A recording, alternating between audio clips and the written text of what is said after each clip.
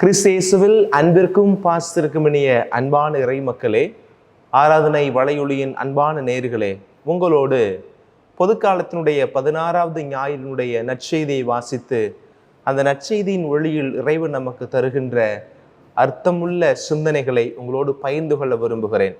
இறை வார்த்தைக்கு செவிமடுப்போமா? ஆண்டவர் உங்களோடு இருப்பாராக, உன் ஆன்மாவோடும் இருப்பாராக. புனித லூக்கா எழுதிய தூய நற்செய்தியிலிருந்து வாசகம்.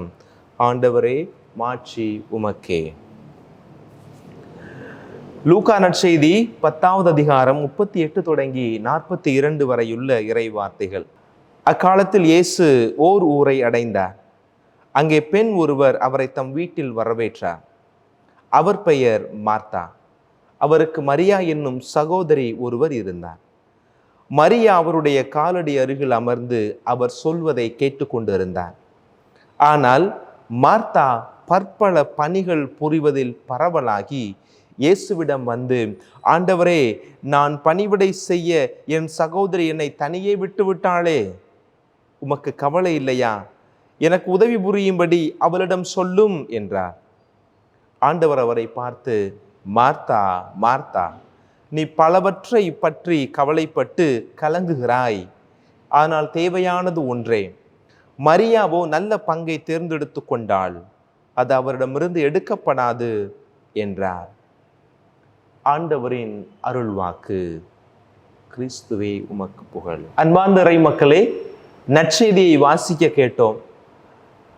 இந்த பெத்தனி என்கிற இந்த ஊரானது, ஓர் ஊருக்கு அருகிலே பெத்தனி என்கிற ஊரானது இயேசுடைய வாழ்க்கையில் மிகவும் நெருங்கிய தொடர்புடைய ஒரு ஊர். எப்படி கப்பர்நாகும் ஊர் அவருக்கு தொடர்புடையதாக இருக்கிறதோ, கலிலேயா பகுதியில் இருக்கிற பல ஊர்கள் அவருக்கு நெருக்கமாக இருக்கிறதோ, இந்த பெத்தனி என்கிற ஊர் இயேசுவுக்கு emotionally is much connected with Bethany. உணர்வு பூர்வமாக அவர் பெத்தனி என்கிற அந்த ஊரோடு தொடர்புடையவராக, நெருக்கம் உள்ளவராக இருக்கிறார். அந்த ஊரில் இருக்கிற ஒரு குடும்பம் தான் மார்த்தா, மரியாள், அவர்களோடு சேர்ந்து சகோதரர் லாசர் என்கிற மூவரும் சேர்ந்த அந்த குடும்பம்.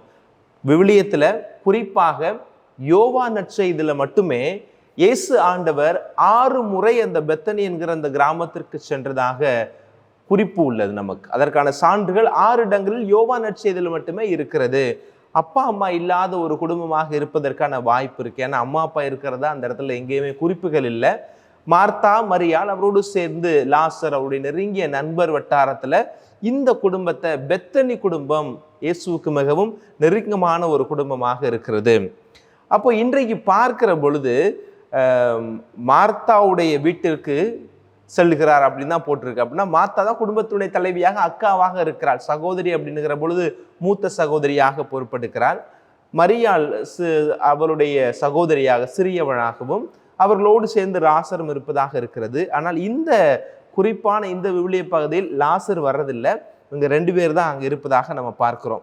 இந்த மார்த்தா எப்பேற்பட்டவள் அப்படின்றத நமக்கு புரிந்து கொள்ள வேண்டும். இயேசுவுக்கு நெருக்கமானவள் என்பதை காட்டிலும் அவருடைய ஆற்றல் மீது அதீத நம்பிக்கை கொண்டவள். கடவுளுடைய மகன் என்பதை முழுமையாக நம்பியவள்.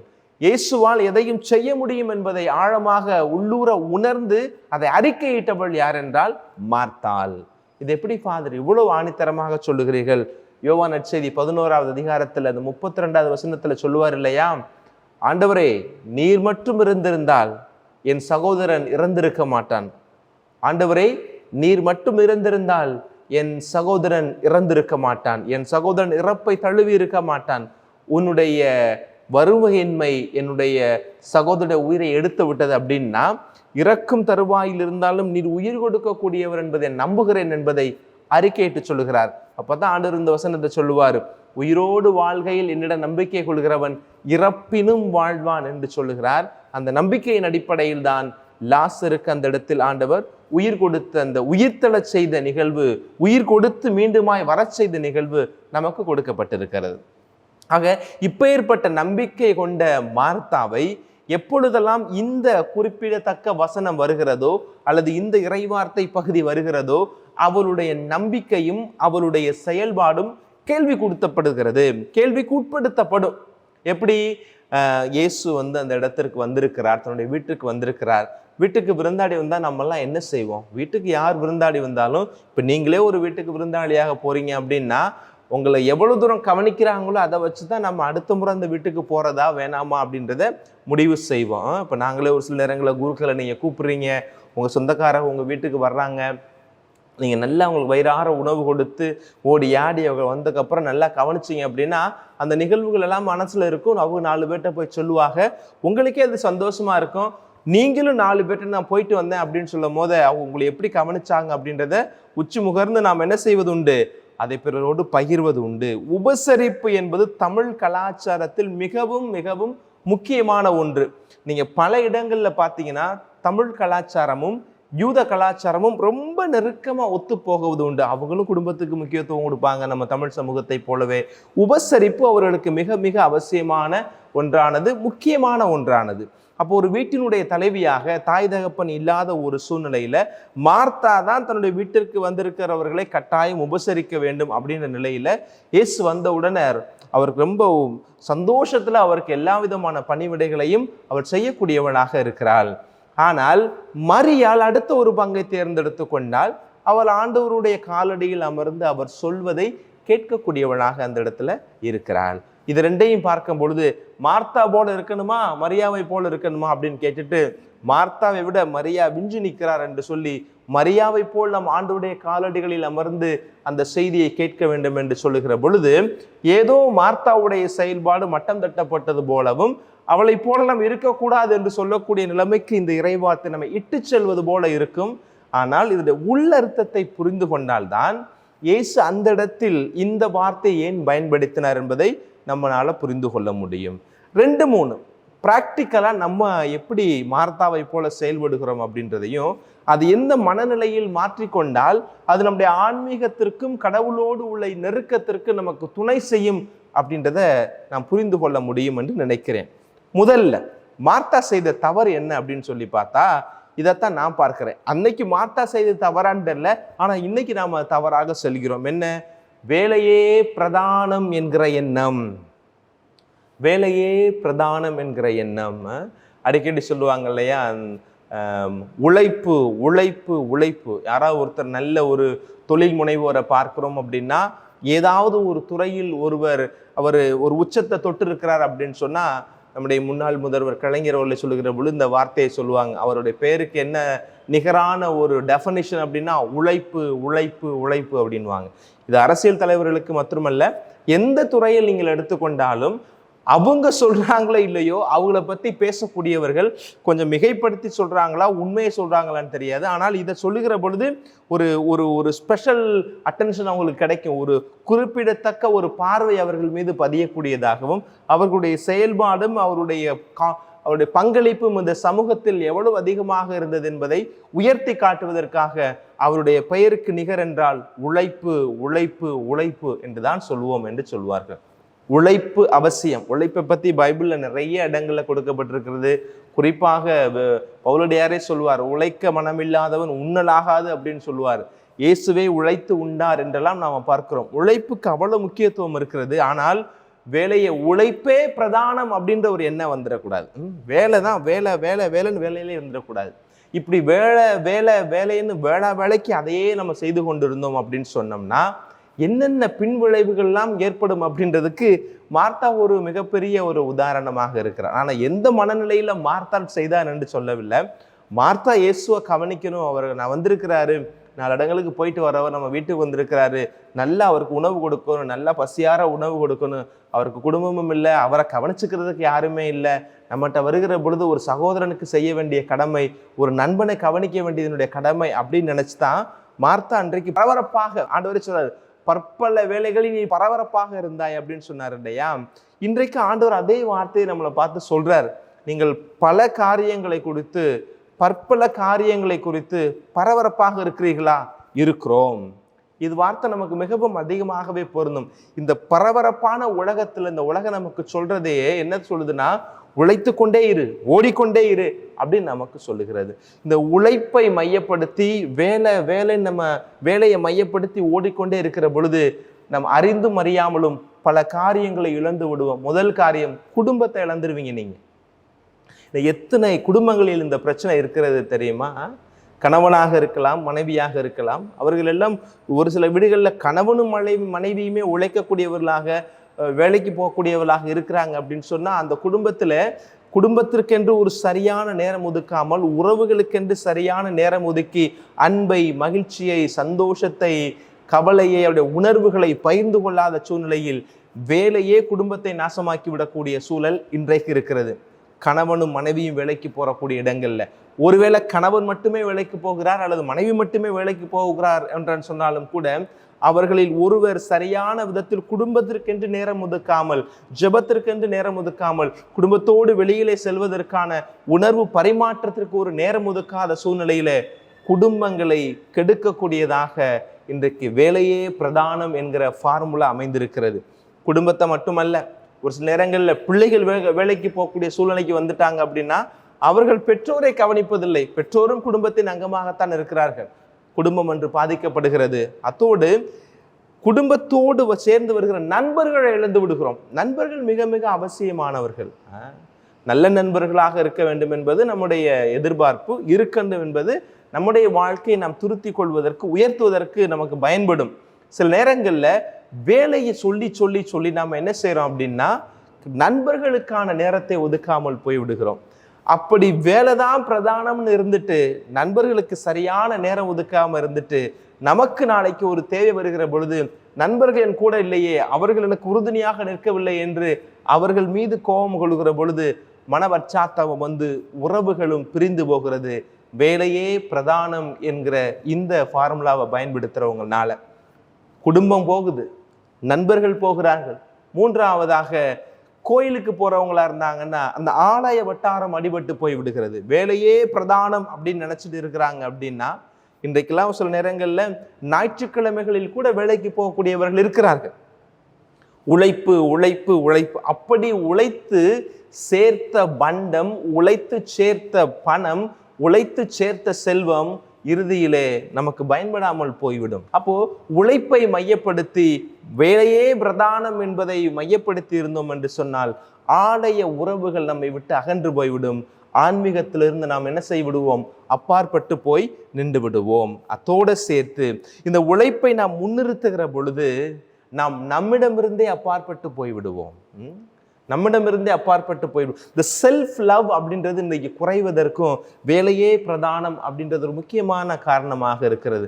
வேலை என்ற பேரில் உடல்நிலையை சரியாக கவனித்து கொள்ளாமல், வேலை என்கிற பெயரில் தூக்கத்தை இழந்து விட்டு, வேலை என்கிற பெயரில் உறவுகள் எல்லாம் இழக்கிற பொழுது மனபாரமாகி வேலை என்கிற பெயர்ல இறுதியாக மன அழுத்தத்திற்கு உள்ளாகக்கூடிய டிப்ரெஷன் ஸ்டேட்டுக்கு நகர்ந்து போகக்கூடிய இளைஞர்களும் குடும்ப தலைவர்களும் தலைவிகளும் இன்றைக்கு இருந்து கொண்டிருக்கிறார்கள். காரணம், வேலையே பிரதானம் என்கிற அந்த ஃபார்முலாவை ஃபாலோ பண்றதுனால ஒட்டுமொத்தத்துல குடும்பத்தை இழந்து, உறவுகளை இழந்து, சகோதர சகோதரிகளிடம் இழந்து, அப்பாற்பட்டு நண்பர்களிடமிருந்து பிரித்தெடுக்கப்பட்டு, ஒட்டு மொத்தத்தில் ஆற்றல் அனைத்தும் உறிஞ்சி எடுக்கப்பட்டவர்களாக, ஆற்றலை முழுமையாக இழந்தவர்களாக மாறி நிற்கக்கூடிய ஒரு சூழலுக்கு வேலையே பிரதானம் என்கிற இந்த ஒற்றை ஃபார்முலா இன்றைய சமூகத்தை நகர்த்தி செல்கிற இந்த சூழ்நிலையில் ஆண்டவர் சொல்லுகிற அந்த வார்த்தை நமக்கு சரியாக பொருந்தும் என்று நினைக்கிறேன்.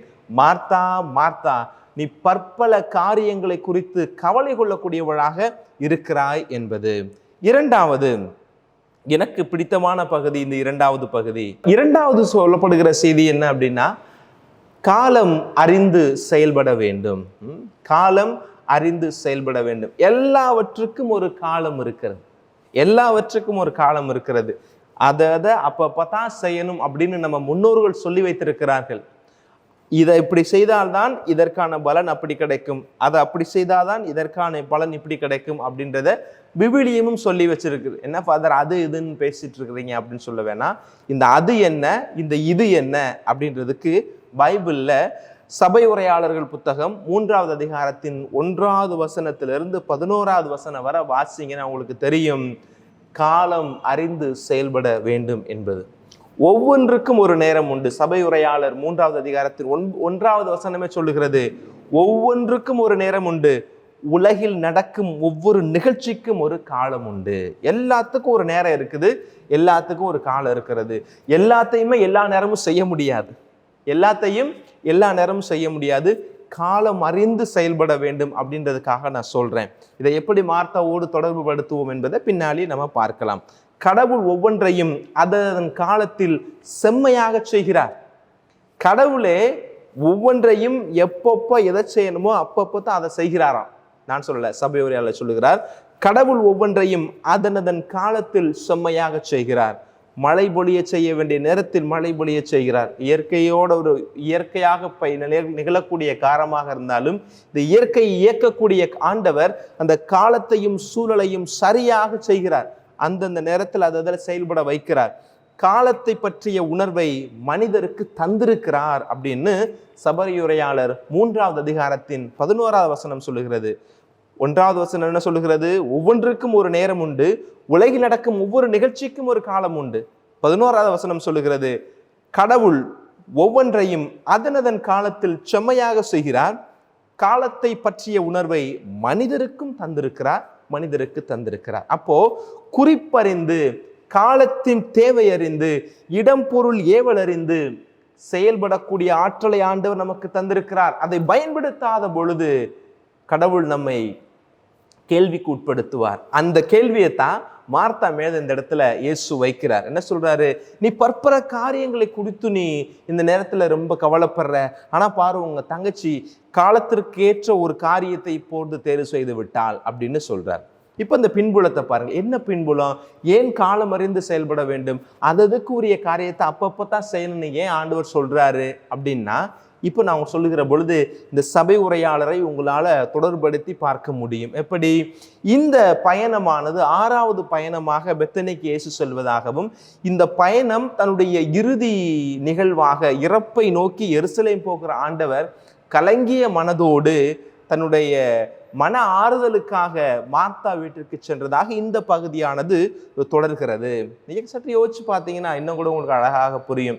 இயேசுடைய இறப்பு சற்று வித்தியாசமானது. என்ன? சிலுவையில் இறந்தார் அப்படின்றதா? இல்லை, அவருடைய சாவுக்கு முன்னாடி நடந்த நிகழ்வுகள் எல்லாமே அவருக்கு முன்பாக, கண்ணுக்கு முன்பாக நிற்கிறது. அவர் யார் காட்டி கொடுக்க போகிறார், எப்பேற்பட்ட ஒரு அவச்சாவு அவருக்கு ஏற்பட போகிறது, எந்த இடத்தில் அவர் தீர்ப்பிடப்பட போகிறார், யாரெல்லாம் அவரை மறுதலிக்க போகிறார்கள், அவரை இழுத்து செல்கிற பொழுது தாயுடைய கலங்கிய உள்ளத்தை நான் எதிர்கொள்ள போகிறேன், என்னை கல்லெறியக்கூடியவர்கள் எத்தனை பேர், காரி உமிழக்கூடியவர்கள் எத்தனை பேர், எத்தனை சாட்டையடிகள் எனக்கு கிடைக்க போகிறது, எத்தனை இடத்தினர் விழப்போகிறேன் என்பதும், எத்தனை ஆணிகளை கொண்டு அறைய போகிறார்கள் என்பதும், என் உடலில் ஏற்படக்கூடிய காயங்கள் எத்தனை என்பதையும் முழுமையாக அறிந்து தெரிந்து கண் முன்பாக திரையிட்டு பார்த்து கொண்டே இருக்கிறார் தனக்கு நிகழப்போகிற அவலங்களை. அப்போ தன்னுடைய சாவை கண் முன் கொண்டு பார்க்கிற பொழுது உள்ளம் கலங்கக்கூடியவராக இருக்கிறார். எப்பேற்பட்ட ஒரு கலக்கத்திற்கு ஆண்டவருடைய சாவு அவரை இட்டு சென்றது என்றால், தந்தையின் திருவுளத்தை தான் இந்த உலகத்தில் நான் நிறைவேற்ற வந்தேன் என்பதை எத்தனையோ முறை ஆண்டவர் சொல்லி இருந்தாலும் அந்த சாவு அவருடைய கண் முன்பாக வருகிற பொழுது அந்த சாவு பயத்தில் ஆண்டவர் சொன்னதுதான் கெத்சமனி தோட்டத்தில் இந்த வார்த்தை, ஆண்டவரே உமக்கு சித்தமானால் இந்த துன்ப கிண்ணம் என்னை விட்டு அகலட்டும், ஆனாலும் என் விருப்பப்படி அல்ல உன் விருப்பப்படியே அப்படின்னு சொல்றாரு. இந்த என் விருப்பப்படியே அல்ல உன் விருப்பப்படின்றது பின்னாடி சேர்க்கிறார் அவர். ஆனால் முன்னாடி சொல்ற வார்த்தை பாருங்க, அவ்வளோ கஷ்டமா இருக்குது. இதை நினைத்து பார்க்கிற பொழுது எனக்கு பயமாக இருக்கிறது. ஒரு மனித இயல்பில் இந்த உடலில் நான் தாங்க போகிற பாவத்தினுடைய வேதனைகளை நான் தாங்க போகிறேன், இந்த மனித குல பாவத்தினுடைய வேதனைகளை தாங்க போகிறேன் என்று சொல்லி புலம்பி இறுதியாக சொல்லுகிறார். ஆனா இதுக்குன்னா இப்பேற்பட்ட மனக்குமுறலோடு இருக்கிற அவருக்கு ஆண்டவரை முறையிட முடிகிறது. ஏன்னால் அவர் கொடுத்த திட்டம் அவரிடம் என்னால் முறையிட முடியும். ஆனால் இந்த இடத்துல என்னன்னா, ஒரு மன ஆறுதலுக்காக அவர் ஒரு ஹியூமன் பீயிங் தானே, is also the human being. உணர்வுகளால் பிணைக்கப்பட்டவர் அவருமே. அப்ப அந்த உணர்வுகளுடைய உச்சத்துல ஒரு ஆறுதல் என்கிற ஒன்றை தேடி அவர் எங்கு செல்கிறார்? மார்த்தாவுடைய வீட்டுக்கு போகிறார். வலியோடு வேதனையோடு வருகிற அவருக்கு தேவை உணவு அல்ல. இப்போ நீங்க ஒரு சில நேரங்கள் இந்த தப்பை நாமளே செய்வோம். பார்த்துக்கோங்க, என்ன செய்வோம்? ஆஸ்பத்திரிக்கு போவோம் இல்லையா? யாராவது உடல்நிலை சரியில்லாமல் இருக்கிறாங்கன்னா ஹாஸ்பிட்டலுக்கு, மருத்துவமனைகளுக்கு நாம் அவர்களை பார்க்க போவதுண்டு. போகும்போது கை நிறைய ஆரஞ்சு பழம் ஆப்பிள் பழம் எல்லாத்தையும் வாங்கி கொண்டு போய் தலைமாட்டில் வச்சுட்டு உடம்பு பார்த்துக்குங்க அப்படின்னு சொல்லிட்டு வரேன் பார்த்தீங்களா, அந்த முட்டாள்தனத்தை தான் அன்னைக்கு மார்த்தாம்மா செஞ்சுருப்பாங்களோ அப்படின்னு நான் நினைக்கிறேன். மார்த்தாம்மா வேணும்னு செய்யலை, பட் இன்னைக்கு நம்ம தெரிஞ்சு செய்கிறோம் அதை இல்லையா. உடம்பு சரியில்லாமல் ஒருத்தர் இருக்கிறாங்க அல்லது மருத்துவமனையிலேருந்து வீட்டுக்கு வந்துட்டாங்க அப்படின்னா நம்ம அவங்கள பார்க்க போகிற பொழுது அவங்க பக்கத்தில் உட்காந்து பேசணுங்க. கொஞ்ச நேரம் அமர்ந்து உட்காந்து பேசணும், அவளை கையில் பிடிச்சி ஆறுதல் சொல்லணும். கவலைப்படாதீங்க, சரியாயிரும், கவலைப்படாதீங்க, ஒன்றும் செய்யாது. எத்தனையோ வேற நான் பார்த்துருக்குறேன், இதே நோய்வாய்ப்பட்டவங்க எழுந்து நல்லா நடக்கக்கூடியவர்களாக இருக்கிறாங்க. கடவுள் மீது நம்பிக்கைவங்க. நான் உங்களுக்காக ஜெபிக்கிறேன், எங்களுடைய ஃபாதர்கிட்ட சொல்லி ஜெபிக்க சொல்கிறேன் உங்களுக்காக. எங்களுடைய குடும்ப ஜெபத்தில் உங்களுக்காக ஜெபிக்கிறோம், எங்கள் அன்பியங்களை உங்களுக்காக நாங்கள் ஜெபிக்கிறோம், உங்களுக்கு கட்டாயம் சுகம் கிடைக்கும் அப்படின்னு சொல்லி உட்கார்ந்து 4 வார்த்தை அவங்கள்ட்ட பேசிட்டு அவங்க சொல்ல வர 4 வார்த்தைகளை நாமளும் காது கொடுத்து கேட்டுட்டு நம்ம கொண்டு போயிருக்க பழத்தை கொடுத்தோம்னா அதில் வந்து ஒரு பொருள் இருக்கிறது. போகிற போக்கில் போகிற நேரத்தில் ஒரு 500 1000 ரூபாய் கையில் வச்சுட்டு கொஞ்சம் போல பழத்தை ஹார்லிக்ஸையும் வாங்கி வச்சுட்டு நம்ம வாட்டில் விரிச்சுக்கின்னு உடையாந்துட்டோம்னு வச்சுக்கோங்களேன், அந்த சந்திப்பில் அர்த்தமே இல்லை. ஏன்? அது என்ன அந்த இடத்துல தேவை? நீங்கள் கொண்டு போன பழமும் நீங்கள் கொடுக்கக்கூடிய சிறு தொகையும் அவர்களுக்கு தேவைதான், இல்லைன்னு சொல்லலை. அது தேவையானதுன்னு அவசியமானது என்ன? அவசியமானது நீங்கள் அருகில் அமர்ந்து பேச வேண்டும், அல்லது அவர்கள் பேசக்கூடிய காரியங்களை கொஞ்சம் காது கொடுத்து கேட்கணும். அது ரொம்ப அவசியமான ஒரு காரியம். நம்ம ஊரில் நான் அதிகமாக பார்த்துருக்குறேன் இல்லையா. நம்ம ஊரில் இந்த கேதத்துக்கு போவோம் இல்லையா, சாவு வீட்டுக்கு போகும்போது அந்த சாவு வீட்டுக்காரில் போய் லைட்டாக அப்படி கையை தொடுவோம், அது ஒரு வணக்கம் செய்வோம், அல்லது அவரோட காலப்படாதை பார்த்துக்குறோம் அப்படின்னு சொல்லுவோம். நேராக போய் மாலையை போடுவோம், மாலையை போட்டுட்டு செத்த நேரம் ஒரு 1/4 மணி நேரம் 10 நிமிஷமாக உட்காந்துட்டு அப்படின்னு விரட்டு வீட்டுக்கு வந்துடுவோம் இல்லையா. ஆனால் நான் இங்கே பிலிப்பைன்ஸில் நான் இருக்கிற அந்த நாட்டில் நான் பார்க்குறேன், இங்கே சாவெல்லாம் குறைந்தது 3 நாள் 5 நாள் வச்சு எடுப்பாங்க. நம்ம ஊரில் இந்த பழக்கம் இல்லை, அதை குறையாக பார்க்க முடியாது. இங்கே பார்த்தீங்கன்னா ஒருத்தர் இன்னைக்கு ஒரு சாவுக்குன்னு ஒருத்தர் போகிறாங்க அப்படின்னா குறைந்தது ஒரு 3 மணி நேரம் குறையாமல் அந்த சாவுக்கு ஒதுக்கிடுவாங்க. நீங்கள் ரொம்ப நெருக்கமானவர்கள்னா அந்த 3 நாளுமே கூட இருப்பாங்க, ஒரு இரவு பூரா போய் தங்கி இருப்பாங்க, அல்லது பகல் பூரா இருப்பாங்க. குறைந்தபட்சம் என்னுடைய நண்பர், என்னோட வேலை செய்யக்கூடியவங்க, அவங்க தெரியும், என்னுடைய ஃப்ரெண்டுடைய அம்மா, எங்கள் ஃப்ரெண்டுடைய அப்பா அப்படின்னு சொல்கிறக்காண்டி நம்ம போனால் கூட குறைந்தபட்சம் ஒரு 2 மணி நேரம் 3 மணி நேரம் போயிட்டு மாலை இங்கே போடுறதில்ல, ஜஸ்ட் ஒரு சின்ன ஒரு ஃப்ளவர் வாங்கி அங்கே வச்சுட்டு ஒரு அடையாளத்துக்கு ஒரு அட்டை மாதிரி கொடுப்பாங்க, கொடுத்துட்டு 3 மணி நேரம் உட்காந்துருப்பாங்க அந்த இடத்துல. நீங்கள் பேசுறீங்களா பேசலன்ற முக்கியம் இல்லை, அவங்க எல்லார்ட்டையும் பேச முடியாது, ஆனால் அந்த இடத்துல வந்து அவங்களோட ப்ரெசன்ஸை காமிச்சிக்கிட்டே இருப்பாங்க, நான் கூட இருக்கிறேன், நான் உன்னோட இருக்கிறேன் அப்படின்றத. குறைந்தபட்சம் 3 மணி நேரம். இன்றைக்கு நாங்கள் இங்கே இருக்கிற குருக்கள்லாம் நாங்கள் திருப்பலிக்கு போகிறோம், அடக்க பூசைக்கெல்லாம் போகிறோம் அப்படின்னா போயிட்டு பூசை வச்சுட்டு விருட்டுலாம் வர முடியாது. பூசைக்கு முன்னாடியே நாங்கள் போகணும், ஒரு மணி நேரத்துக்கு முன்னாடி போவோம், அங்கே உட்காந்துருப்போம், பேசுவோம், பூசை முடிச்சுட்டு ஒரு மணி நேரம் 2 மணி நேரம் இருந்துட்டு வருவோம். இப்போ நான் வந்து இங்கே இருக்கிறவங்கலாம் நமக்கு சொந்தக்காரங்கள் இல்லை, நமக்கு யாரையுமே எங்களுக்கு தெரியாது, பட் ஆனால் ஒரு குருவானவருப்பா இங்கே இருக்கிற பொழுது அவளுக்கு ஒரு சந்தோஷம், ஒரு ஸ்பிரிச்சுவல் ஸ்ட்ரென்த்து கிடைக்கும். அதுதான் முக்கியமானது, அது அவசியமான ஒன்றாக இருக்கிறது. இந்த அவசியத்தை நம்ம மிஸ் பண்ணிட்டு தேவைக்காக நம்ம தேவையான காரியங்களை செய்கிறோம் இல்லையா. நான் சொன்ன ஒரு காரியம், ஏகப்பட்ட உதாரணங்களை என்னால் இந்த இடத்துல சொல்ல முடியும். அதனால தான் ஆண்டவர் சொல்கிறாரு, மார்த்தா உன்னை விட உன் தங்கச்சி மரியா நல்ல பங்கை தேர்ந்தெடுத்து கொண்டாள் என்பதை அந்த இடத்துல ஆண்டவர் சொல்லுகிறார். 2வது கவனிங்க, மார்த்தா வேலைகள் செய்து கொண்டிருக்கிறார், அவ உணவு தயாரிக்கிறார் அப்படின்றது ரொம்ப முக்கியமானதான், இல்லை அப்படின்னு சொல்றதுக்கு அல்ல. உணவுடைய தேவை ஆண்டவருக்கே நல்லாவே தெரியும். ஆனால் அவருக்கு அந்த வேலையில் அவரை காட்டிய ஆர்வம் எங்கே கொண்டு போய் நிப்பாட்டிருது அப்படின்னா, நான் இவ்வளோ கஷ்டப்பட்டு செஞ்சுக்கிட்டு இருக்கிறேனே, என் தங்கச்சிட்ட சொல்லி நீங்கள் வர சொல்லக்கூடாதா அப்படின்ற நிலைமைக்கு அந்த இடத்துல போயிடுறாங்க இல்லையா. அப்போ அவருடைய இயேசு வந்த உடனே முழுசாக தன்னை பிஸி ஆக்கிக்கிட்டாங்க அந்த அம்மா. முழுமையாக தன்னுடைய வேலையில் தன்னை உட்படுத்தி கொண்டு அதை எந்த நிலைமைக்கு கொண்டு போகுது அப்படின்னா, தனக்கு வேலைக்கு உதவி செய்யாதவர்களை பிளேம் பண்ணக்கூடிய நிலைமைக்கு, குற்றச்சாட்டை சொல்லக்கூடிய அளவுக்கும், அந்த குற்றச்சாட்டை இயேசுவோடையும் சேர்த்து குற்றச்சாட்டு கொடுக்குறாங்க. எப்படி என்னோட சேர்ந்து என் தங்கச்சி வேலை செய்ய மாட்டேன்றா, நீங்க சொல்ல மாட்டீங்களா அப்படின்னா அது குற்றச்சாட்டு யாரு மேல? 2வது அக்யூஸ்ட் அங்க ஜீசஸ். அக்யூஸ்ட் வந்து அவர்களை பொறுத்தவரை முதல் அக்யூசேஷன் ஆன் மேரி, 2வது அக்யூசேஷன் யாரு மேல? ஜீசஸ் வைக்கிறாங்க. என் தங்கச்சி என் கூட வேலை பார்க்க மாட்டேன்றா, அக்யூசேஷன். அவ வேலை செய்ய மாட்டேன்றா, அதை நீங்களும் சொல்ல மாட்டேன்றீங்க, உட்காந்து பேசிட்டு இருக்கிறீங்க அப்படின்னு 2வது அக்யூசேஷன் அந்த இடத்துல வைக்கிறாங்க. இந்த பிரச்சனை நிறைய பேருக்கு வரும். நம்ம வேலை செய்கிற பொழுது நம்ம கூட நிற்கிற எல்லாரும் நம்மோடு வேலை செய்யணும் அப்படின்ற ஒரு எண்ணத்தை கொடுக்கும். எப்போ? வேலையே பிரதானம்ன்ற நிலைமைக்கு வர்றவங்களுக்கு. நான் செய்கிறேன், என்னால் முடிஞ்சதை செய்கிறேன், அதோட நிறுத்தி கொள்வது நல்லது. எனக்கு இன்னொருத்த துணைக்கு வரலையே அப்படின்னு நினைக்கிற பொழுது அந்த பிளேமிங் ஆட்டிடியூடை இந்த வேலையே பிரதானம் என்கிற நிலை நமக்கு உட்படுத்திவிடும். காலம் அறிந்து குறிப்பறிந்து நாம செயல்படணும். அப்போ ஒருவேளை ஆண்டவர் மரியாவை நீ நல்ல பங்கை தேர்ந்தெடுத்து கொண்டாய் அப்படின்னு சொன்னதுனால மார்த்தா நல்ல பங்கை தேர்ந்தெடுத்து கொள்ளல அப்படின்னு அல்ல. இந்த இடத்துல அதான் பிரச்சனை. இந்த இடத்துல உணவு சமைப்பது, வந்திருக்கவர்களை உபசரிக்க வேண்டும் அப்படின்றது இயேசுவே செய்திருக்கிறார்.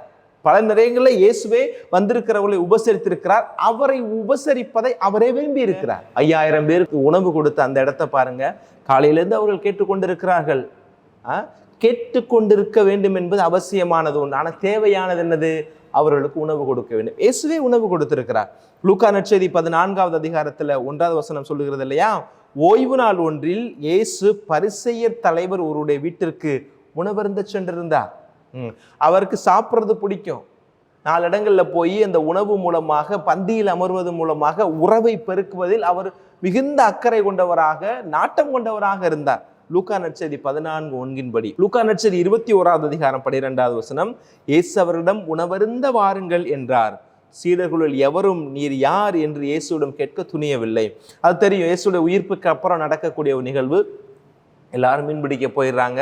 அப்புறம் மீன் எடுத்துட்டு வரும்பொழுது ஆண்டவர் தான் கூப்பிட்றாரு, வந்து சாப்பிடுவாங்க அப்படின்னு சொல்லி அந்த இடத்துல உணவு அவரே சமைத்து வைத்தவராக இருக்கிறார்.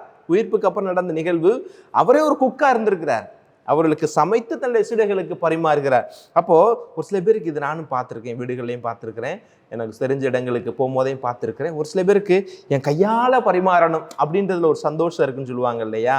பெரும்பாலும் அம்மாக்களுக்கு இருக்கும். பிள்ளைகளுக்கெல்லாம் அம்மா கையால் சாப்பிட்றதுனுடைய அந்த ருசி எதனால அப்படின்னா, தன் கையால் அம்மா எனக்காண்டி பரிமாறும் போது அந்த சுவையே வேறு. இயேசு தன்னுடைய சீடர்களுக்கு தன்னை ஒரு தாயாக பாவித்த நேரம், அவரே சமைத்து கொடுத்த நேரம். அப்போ உணவுக்கு அவர் முக்கியத்துவம் கொடுக்கிறார். அதே போல 15வது அதிகாரம் 21:15 என்ன சொல்லப்பட்டிருக்கிறது? லூக்கா நற்செய்தி 21வது அதிகாரம் 15வது வசனம், அவர்கள் உணவருந்திய பின் இயேசு சீமோன் பேதுருவிடம், யோனாவின் மகனாக சீமோனே, நீ என்னை அன்பு செய்கிறாயா அப்படின்னு கேட்கிறார். அப்போ அதை முன்னாடியே கேட்டிருக்கலாம். அவர் என்ன நினைக்கிறார்? சரி, உணவு என்பது தேவையான ஒன்றாக இருக்கிறது, அதை கொடுத்து விட்டு அடுத்த காரியத்தை நம்ம கேட்கலாம் அப்படின்னு நினைக்கிறாருன்னா, உணவுக்கு இயேசு ஆண்டவர் எவ்வளவு முக்கியத்துவம் கொடுக்கிறாரு. அப்போ இப்படி உணவுக்கு முக்கியத்துவம் கொடுக்கக்கூடியவர், விருந்துக்கு உபசரிப்புக்கு முக்கியத்துவம் கொடுக்கக்கூடியவர், அதை விரும்பக்கூடியவர், எப்படி மார்த்தாவுடைய இந்த செயல்பாடை, அவருடைய உணவு சமைத்த அந்த நிகழ்வை அல்லது அவருடைய உபசரிப்பு தன்மையை எப்படி மட்டம் தட்டி பேசியிருப்பாரு? மட்டம் தட்டி பேசுனதுக்கு காரணம் அவர் சமைத்து கொண்டிருந்தார் என்பதல்ல, அந்த நேரத்துல என்னது, அந்த இடத்துல எது செஞ்சிருக்கணும் அப்படின்றதான் நம்ம பார்க்க வேண்டியிருக்கு. அப்போ மனவேதனையோடு வந்திருக்க அவருக்கு உட்கார்ந்து பேசுறது தான் அவசியமான ஒன்று. உணவு சமைக்கக்கூடியது தேவையானது ஒன்று. தேவைக்கு முக்கியத்துவம் கொடுக்குறோமா அல்லது அவசியத்துக்கு முக்கியத்துவம் கொடுக்குறோம்னா, அவசியமானதுக்குத்தான் முக்கியத்துவம் கொடுக்க வேண்டும். காலத்தின் அந்த நேரத்தின் அருமை கருதி பார்க்கிற பொழுது சில நேரங்களில் நாம் தேவையானது என்னது, அவசியமானது என்பதை போட்டு நம்ம கன்ஃபியூஸ் பண்ணிக்கிறோம். காலத்திற்கேற்ப, இடத்திற்கேற்ப நாம் செயல்பட நம்ம கற்றுக்கொள்ள வேண்டும். ஒரு புதுசாக ஒரு சாமியார் குருவானவர், புது குருவானவர். அப்போ அவர் சாமியார் ஆயிட்டு முதல் பங்கில் அவர் சின்ன சாமியாராக இருக்கிறாரு. அப்போ நல்ல மறையுரை கொடுக்கக்கூடிய சாமியார். அந்த ஊரில் இருக்கிற எல்லா மக்கள் விவசாய குடிகள், ஏழை விவசாய குடிகள், பக்தியான மக்கள். இப்போ ஞாயிற்றுக்கிழமை திருப்பள்ளிக்கெல்லாம் நல்லா உட்காந்து மறையுரை பயங்கரமாக ப்ரிப்பேர் பண்ணுறது உண்டு. அவர் அந்த மறையுரையில் பார்த்தீங்கன்னா திருச்சபையினுடைய கோட்பாடுகள், கேட்டகிசம் ஆஃப் த கேத்தலிக் சர்ச்சில் இருந்து சொல்கிறது, பைபிள் குறிப்புகளை சொல்கிறது, ஒரு உலகத்தரமான ஒரு மறையுரை அந்த மக்களுக்கு அவர்கள் அந்த குருவானவர் கொடுத்து கொண்டே இருந்திருக்கிறார், இளம் குருவானவர். ஆனால் ஒரு குறிப்பிட்ட காலத்து வரும்பொழுது அந்த மக்கள் எல்லாருமே சேர்ந்து பங்குசாமியார்கிட்ட சொன்னது, சாமி நல்லா பிரசங்கம் வைக்கிறார், ஆனால் எங்களுக்கு அது புரிய மாட்டேனுது அப்படின்னு சொன்னாங்களாம். சாமி நல்லா பிரசங்கம் வைக்கிறாரோட முடிச்சுருந்தா பரவாயில்ல, எங்களுக்கு புரிய மாட்டேன்னுது அப்படின்னா அது எங்களுக்கு தேவையான ஒரு மறையுரையா தெரியல, எங்களால் புரிந்து கொள்ள முடியவில்லை அப்படின்னா அவர் அவசியமானதை கொடுக்காம மக்களுக்கு தேவையானதை கொடுத்துருக்காரு. இடம் பொருள் தேவை அறிந்து நாம் கொடுக்க வேண்டியதை கொடுக்க வேண்டும். இன்னைக்கு மார்த்தா கொடுத்தது இடம் பொருள் ஏவல் அறியாமல் கொடுத்தது தான் தவறே ஒழிய அவர் செய்த காரியத்தில் எந்த ஒரு பிழையும் இல்லை. நல்ல பங்கை தேர்ந்தெடுத்து கொண்டாள் அப்படின்னு அந்த இடத்துல சொல்லப்பட்டிருக்கிறது. நல்ல சமாரிய நோமையில் பாருங்களேன், கோயிலுக்கு போகணும் அப்படின்றது மிகவும் முக்கியமான தேவையான ஒரு காரியம். அதனால் அவசியமானது என்னது? அடிபட்டு கிடக்கிற அவனுக்கு நாம் உதவி செய்யணும். அதனால தான் அந்த லேவியரை பற்றி சொல்லுகிற பொழுது, அந்த குருவானவரை பற்றி சொல்லுகிற பொழுது தவறான ஒரு செயல் செய்ததாகவும், அந்த சமாரியன் செய்த காரியம் தான் நல்ல காரியம்ன்றதை போன வாரம் நீங்கள் வாசகத்தில் வாசித்து குருவானவரிடமிருந்து மறைவுரை கேட்டிருப்பீங்க இல்லையா? தேவையானதை செய்ய வேண்டாம், அவசியமானதை நீங்கள் அந்த இடத்துல செய்திருக்கணும் அப்படின்னு சொல்கிறாரு. அப்போது இதை பல நேரங்களில் நீங்கள் இதை ஒப்பிட்டு பார்க்கலாம். நாளைக்கு நீங்கள் ஒரு எக்ஸாம் இருக்குது, உங்களுக்கு நாளைக்கு தேர்வு இருக்குது, இன்றைக்கி உங்கள் குடும்ப வீட்டில் விருந்தாளிகள்லாம் வந்திருக்கிறாங்க அப்படின்னா, உங்கள் ரொம்ப நெருக்கமான நீங்கள் விரும்பக்கூடிய உறவினர்கள் விருந்தினர்கள்லாம் வீட்டுக்கு வந்திருக்காங்க. ஆனால் நாளைக்கு தேர்வு இருக்குது. ஐயோ, விருந்தினர்கள்லாம் நம்ம பேசலான்னு நம்மளை பற்றி என்ன நினைப்பாங்க அப்படின்னு நினச்சிட்டு இன்னைக்கு பூரா உட்காந்து பேசிவிட்டு நாளைக்கு பரீட்சையை கோட்டை விட்டீங்கன்னு வச்சுக்கோங்களேன், இது யாருடைய தப்பு? விருந்தாளிகள் வந்திருக்கிறாங்க, அவங்களோட உட்காந்து பேசணும் அப்படின்றது தேவையான ஒன்று. ஆனால் நாளைக்கு பரீட்சை இருக்குது, அதுக்கு இன்னைக்கு நைட்டு படித்து நம்ம ஒழுங்காக தயாரிக்கணும் அப்படின்றது அவசியமான ஒன்று. இப்படி ஒவ்வொன்றையும் நீங்கள் பிரித்து பார்க்க வேண்டும். உடல் ஆரோக்கியத்திற்கு உணவு என்பது என்னது? தேவையான ஒன்றாக இருக்கிறது. ஆனால் கடுமையான காய்ச்சல் அடிச்சுக்கிட்டு இருக்கு உங்களுக்கு, அந்த காய்ச்சலான நேரத்தில் போய் நல்ல உடலுக்கு உணவு தான் தேவைன்னு வளைச்சிக்கிட்டு திண்டிங்கன்னு வச்சுக்கோங்களேன், செரிமான கோளாறு வந்துடும். உடலுக்கு உணவு என்பது தேவை, ஆனால் காய்ச்சலால் இருக்கிற நேரத்தில் கொஞ்சம் பட்னி கிடக்க வேண்டும் அப்படின்றது அவசியமானது. காலத்தையும் நேரத்தையும் இடத்தையும் பொருளையும் அறிந்து நம்ம செய்ய வேண்டிய காரியத்தை செய்யணும் அப்படின்றத ஆண்டவர் இன்னைக்கு மார்த்தா மூலமா நமக்கு உணர்த்துவதாக நான் உணர்கிறேன். பிரியமான பிள்ளைகளே, மார்த்தாவை போலும் நாம் இருக்க வேண்டும், மரியாவை போலும் நாம் இருக்க வேண்டும். ஆனால் இடத்திற்கும் காலத்திற்கும் அந்த நேரத்திற்கும் ஏற்றார் போல எதை செய்ய வேண்டுமோ அதை செய்ய வேண்டும். இடத்திற்கும் காலத்திற்கும் ஏற்றார் போல தேவையானதை காட்டிலும் அவசியமானதற்கு நாம் முக்கியத்துவம் கொடுக்கணும் அப்படின்றது தான் மார்த்தா மரியாளோடு இயேசு ஆண்டவர் ஏற்படுத்தி கொண்ட இந்த உரையாடல் நமக்கு சொல்லுகிறது. பற்பல காரியங்களில் நாம் பிஸியாக இருக்கணும் அப்படின்றது இயேசுடைய ஒரு விதமான கட்டளை. ஆனால் அந்த தேவையும் நேரமும் நாம் உறைந்திருக்க வேண்டும். பல நேரங்கள் நீங்கள் பார்த்துருப்பீங்க, நானும் பார்த்துருக்கிறேன், பங்குகளில் நம்ம தவக்கால தியானங்கள் நடத்துவது உண்டு. அந்த தவக்கால தியானங்கள் நடத்துகிற பொழுது ஒரு குறிப்பிட்ட சாரார் இப்போ 3 நாள் தியானம் நடந்தாலும் கூட அந்த தொடக்க உரையில் வந்திருக்க ஒரு பிரீச்சருக்கு துண்டு போத்தும் போது பார்க்குறவர் கடைசியாக அவர் 3ஆவது நாள் முடியும் போது பார்க்குறதா தான் இருப்பார். ஆனால் 3 நாளும் சர்ச் கேம்பஸ்குள்ளே தான் இருப்பார். ஒரு மணி நேரம் கூட அந்த 3 நாள் செய்தியை ஒரு நாள் கூட கேட்டிருக்க மாட்டார். அவர்களெல்லாம் மார்த்தாவை போல இருக்கிறார்கள். இது பங்குல எல்லா இடத்துலையும் நீங்கள் பார்க்க முடியும். இந்த மார்த்தா குரூப்பு ஒரு குறிப்பிட்ட தேவை தான், இல்லைன்னு சொல்லலை. மார்த்தாவை போல நம்முடைய திருச்சபையில் ஆட்கள் தேவை. எப்பொழுதுமே மார்த்தாவாக இருந்து விடாதீர்கள். மரியாவை போலவும் நாம் இருக்க வேண்டும். ஊரில் தியானம் நடக்கிற பொழுது, ஊர் திருவிழா கொண்டாடுகிற பொழுது, நவநாள் வைக்கிற பொழுது, ஏதாவது ஒரு முக்கியமான நிகழ்வு நடக்கிற பொழுது, ஆலயத்தை மையப்படுத்தி ஆன்மீக காரியம் நடைபெறுகிற பொழுது வெளி தயாரிப்புக்கென்றே ஒரு கூட்டம் தனி கடைசி வரை அதிலே இருந்துருவாங்க. உள்ள அந்த தியானத்தினுடைய மையத்தை, அந்த தியானத்துடைய உண்மையான நோக்கம் என்ன என்பதை கடைசி வரை உணராமலே ஆண்டு தியானத்தில் அரை மணி நேரம் கூட உட்காராமல் ஆலயத்திற்குள்ளேயே இருந்து காலத்தை கழித்து விட்டு போனவர்கள் இருக்கிறார்கள். அவர்களுக்கு தான் ஆண்டவர் இன்னைக்கு சொல்றாரு, மார்த்தாவை போல இருங்கள், மரியாவை போலவும் இருங்கள், காலத்திற்கு ஏற்றார் போல. மார்த்தாவாகவே இருந்து விடுவதும் தவறு, மரியாகவாகவே இருந்து விடுவோம் தவறு. ஒரு குடும்பத்தில் உள்ளவர் ஒரு குடும்பத்தில் கணவன் மனைவியோடு வாழக்கூடிய பிள்ளைகளோடு இருக்கிறவர் முழு நேரம் மரியாவை போல இருந்தாலும் குடும்பத்தை யார் பார்க்கறது? மார்த்தாவை போலும் இருக்க வேண்டும், மரியாவை போலும் இருக்க வேண்டும்.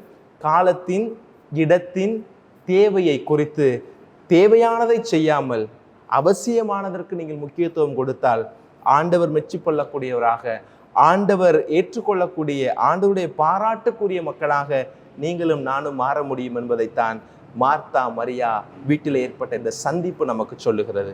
ஆக அன்பு பிரியமான இறை பிள்ளைகளே, ஆராதனை வலையொலியின் வழியாக இந்த செய்தியை கேட்கிற உங்களுக்கு ஆண்டவர் சொல்லுகிற நம்பிக்கையின் வார்த்தை இதுதான். என் அன்பு பிள்ளைகளே, தேவையானதை காட்டிலும் அவசியமானதை தரக்கூடிய ஆராதனையுடைய தொடர் நேயர்களாக நீங்கள் இருந்து கடவுளுக்கு உகந்த காரியங்கள் இன்னும் அதிகமாக ஆர்வம் கொண்டு செயல்பட வேண்டும் என்று உங்களுக்காக நாங்கள் ஜெபிக்கிறோம். ஆராதனையில் இருக்கிற அத்துணை குருக்களும் உங்களுக்காக தொடர்ந்து மன்றாடுகிறோம். இறைவன் உங்கள் ஒவ்வொருவரையும் ஆசீர்வதிப்பார். ஆமென்.